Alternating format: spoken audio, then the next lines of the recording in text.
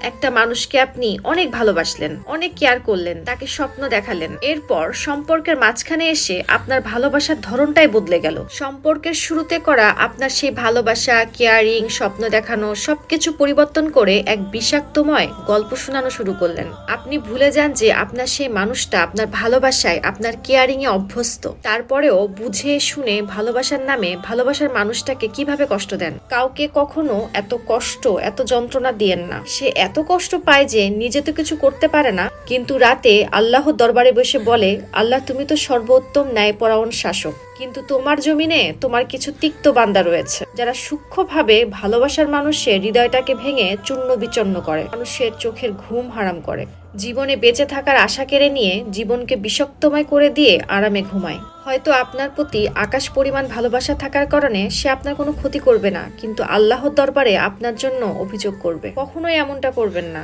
মনে রাখবেন, সম্পর্কের মাঝখানে এসে দুই ধরনের মানুষ রূপ বদলায়। এক, যে আপনার কাছ থেকে স্বার্থ উদ্ধার করতে পারছে না, আর নাম্বার দুই, তার কাছে স্বার্থ উদ্ধার করা শেষ। কাউকে ভালোবাসতে না পারলে বেসেন না, কিন্তু আপনাকে কারোর অভ্যাস বানিয়ে মাঝখানে এনে স্বার্থ উদ্ধার করে তাকে ছেড়ে যেন না।